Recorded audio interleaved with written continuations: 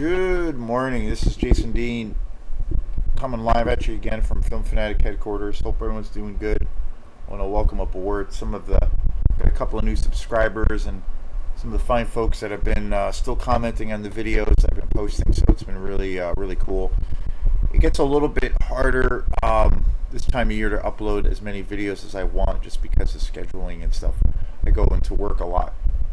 Well, quite a bit earlier than I normally do during the school year. But anyway, hope everyone's doing good. I just finished up a video, which I'm not sure when I'll upload it. It might be a couple of days.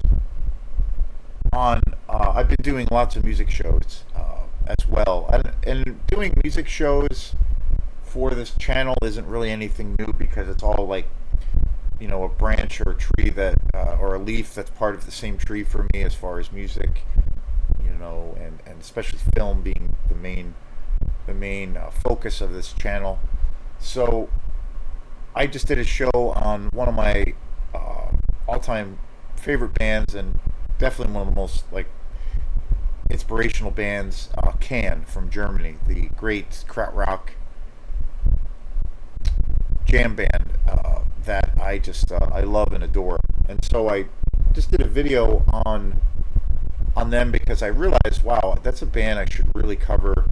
That's a band that means a lot, and I think you know, realistically one of the most important bands in rock history and music history.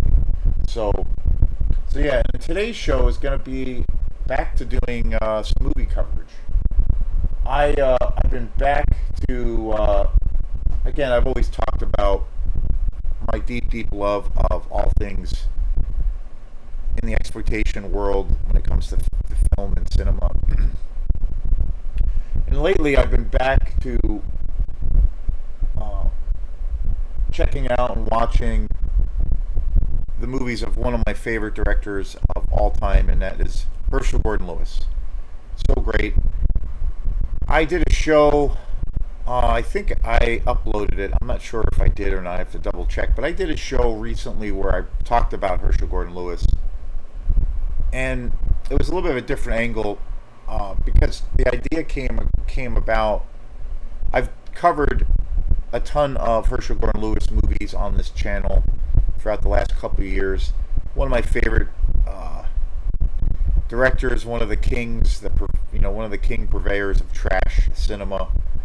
He probably, when it comes to, I don't know, it's interesting when I think of, you know, when someone poses that question of your favorite song, your favorite band, your favorite director, your favorite movie, you know, like, that can be kind of a ridiculous question for some people. But for me, it's, I don't know, I can easily name those things for the most part. It's, you know, big, you know, your go-to list of films, like, that's relatively easy for me to kind of name. Directors as well, bands as well, you know, but top 10, top 20 list is when you put them, when it comes down to like putting things in a particular order, that's a little more challenging. But like I'd say, you know, my favorite film director of all time is Stanley Kubrick. And my favorite film of all time is Godfather. I've talked about those things, you know, a bunch of times on this channel. My favorite horror director of all time is Lucio Fulci.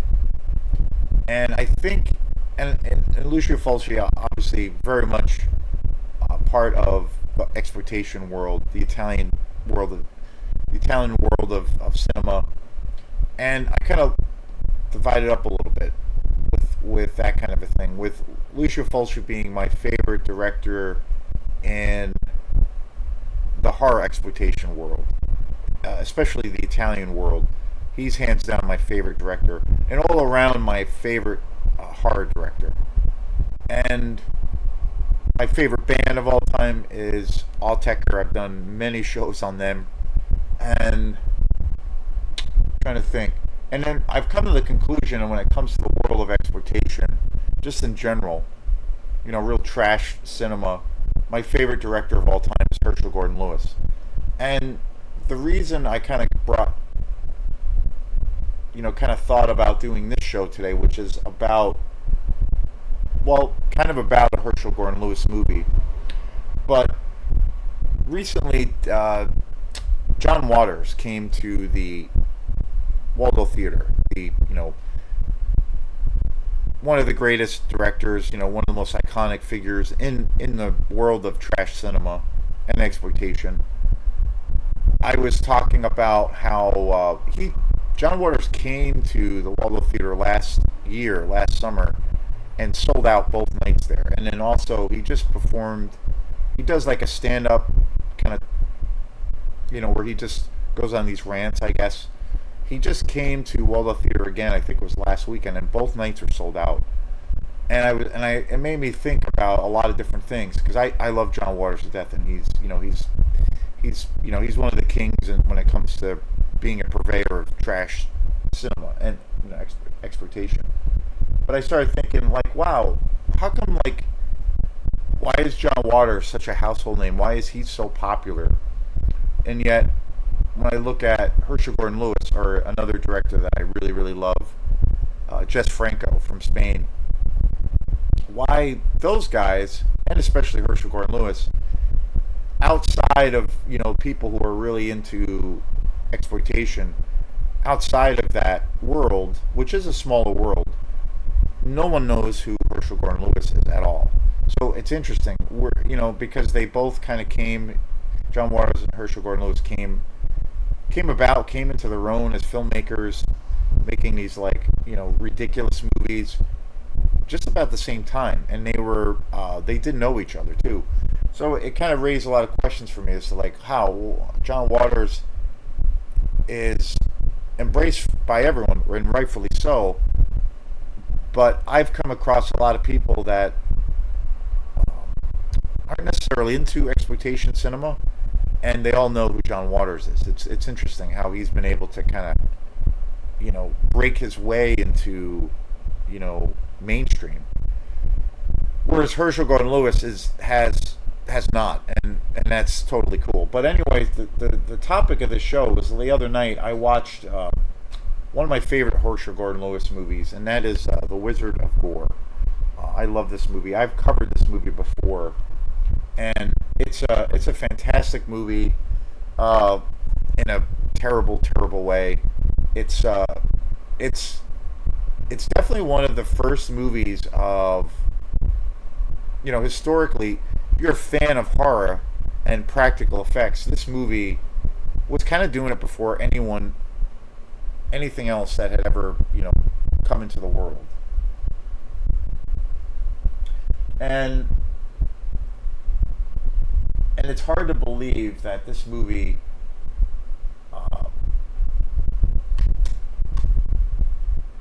was so ahead of its time. Like, it's insane.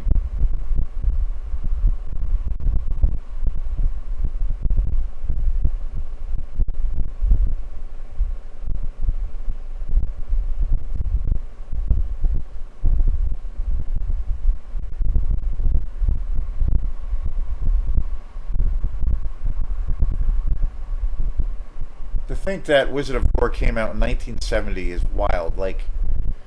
And again, this movie is well, Herschel Gordon Lewis is kind of known as the king of gore, the king of splatter. And I discovered Herschel Gordon Lewis pretty late, actually. I got into his films well, probably about 8 years ago. It was before COVID. And the way I discovered Herschel Gordon Lewis was I know I did a big show on the channel about just Herschel Gordon Lewis as a director, and I've also covered a bunch of his movies. I own most of his movies on Blu-ray, and the way I discovered Herschel Gordon Lewis was I had rented a exploitation movie compilation at Opera House Video, and they had 1000 Maniacs on that, the infamous Herschel Gordon Lewis movie. I had never seen any of his work before, and I was enamored with that movie. I was just dumbfounded, and I was just amazed by it. And that got me hooked. And then after that, I just went down a rabbit hole all things Herschel Gordon Lewis. And The Wizard of Gore, I bought a few years. I got it like 2 years ago. Arrow, the one of the boutique labels out there, has put out all these great editions of Herschel Gordon Lewis movies, and these are amazing. Like they all come with two of his movies, which is really great. So you get two movies in one, and there's all kinds of amazing special features. And it's the special features on these discs are almost just as entertaining as the movies themselves, if not more. And so today's show is on, one of the, I think one of the most interesting um,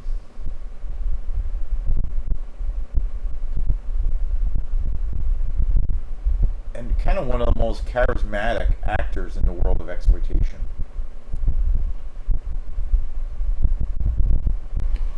And that is the one and only Ray Sager. Um, he is just such an interesting character. And again, I didn't really know who Ray Sager was until I watched The Wizard of Gore. Um, it's really interesting how I discovered him. Ray Sager plays, of course, he's the lead role in The Wizard of Gore. He plays the infamous Montag the Magnificent, who is the whole film is about, he plays a stage magician. But he's actually, well, kind of evil incarnate. And he's an illusionist, a stage magician. And there's all these scenes in the film of where he, like, disembowels people, he, like, cuts people in half. And it's supposed to be, like, a set piece, a work of a fiction, but in all actuality, he has these evil powers, and people start disappearing and are brutally murdered.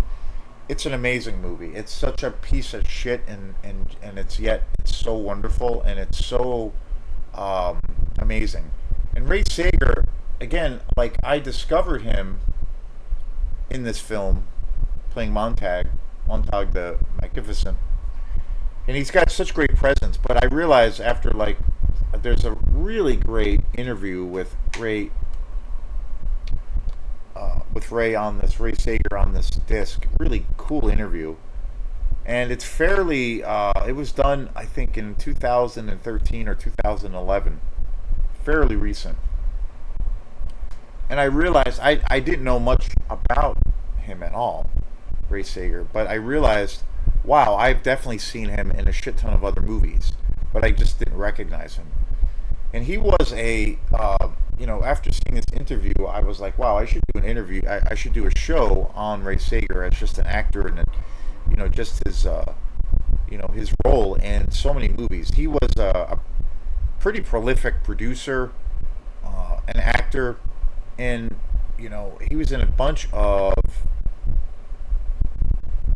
exploitation movies. Before he kind of like got into making films, he was actually a stage director and like a trained theater actor, which is wild because these movies are so trashy, just wild. And some of the movies that he was in early on in his career, he worked with Herschel Gordon Lewis quite a few times. The Wizard of Gore is probably known, or probably his like most iconic role for what his career was or is. He also directed another film, or actually starred in another Herschel Gordon Lewis film from '69, called Just for the Hell of It, which is just total B cinema, total exploitation, which is an awesome movie. I know I've covered that movie before. He also was in another film, This Stuff Will Kill You, which is another exploitation movie. The Gruesome Twosome, which is another Herschel Gordon Lewis film, another awesome movie. I actually don't own that, but I have seen that. It's really great. And another film which I am tracking down, which I don't own, he was also in The Go-Go Girls, which was I think, the follow up to The Wizard of Gore, which came out in '72. He was in another film, Smash Cut. Um, Highly prolific actor and producer, specializing in the world of exploitation. His first film that he ever did with Herschel Gordon Lewis was The Girl, the Body, and the Pill, which came out in '67. I have not seen that movie, but I definitely want to see it. Um, Crazy. It's kind of insane how prolific he was. He was in a bunch of television shows at one point, which I believe were more, kind of serious roles, like legitimate acting roles, I guess if you want to call it that. Um, One of his bigger kind of things that he was involved in, he was in the Prom Night franchise, which is like a slasher franchise, and I believe the first one starring Jamie Lee Curtis. He was there. That was turned into a big franchise, and Ray Sager was in a bunch of those movies too. He was in another movie called Manya, um, Labor of Love, Morning Speaks. He was also in Spencer for Hire. So he was in all kinds of shit during the '60s, '70s, and '80s, and he's still alive. I don't think he's as active as he used to be, but really interesting guy. And he, in this really, again, there's that's again, like I said, Arrow put out this set of all of the Herschel Gordon Lewis movies individually, and they're just awesome. These editions of Herschel Gordon Lewis movies on Blu-ray, these are some of my most prized possessions. I love these movies, and you really get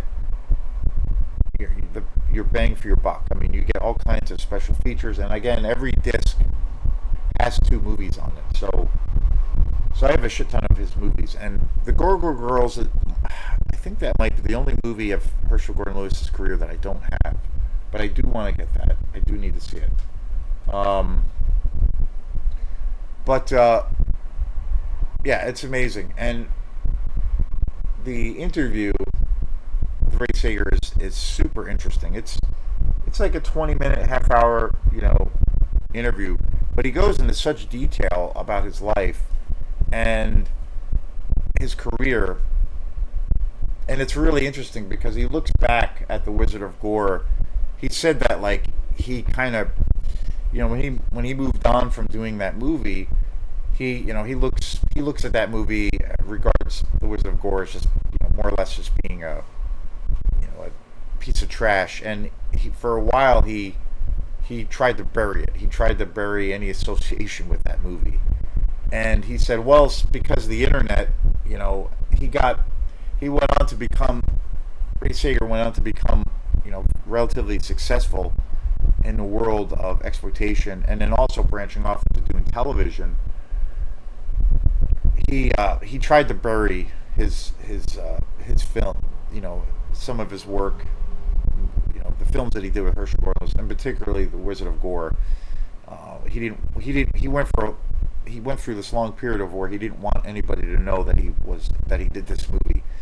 And in the interview, he was saying how because of the internet, everything gets put out there. And so he said, well, okay, I'm not proud of this movie, more or less, and I tried to forget it, that I was a part of it, and I tried to, disassociate myself with this movie, but since the internet is what it is and everything can be found readily available, he said, well, I have no choice, but and at that point he decided to just kind of own it, that he was the star, playing Montag the Magnificent. So it was really funny, like, where he was talking about his transition of, like, something that he hated and tried to disassociate himself with for years, but then it came around because the internet came back up from the depths, and then he decided to just completely embrace it. So really interesting, really funny. But the other interesting thing is like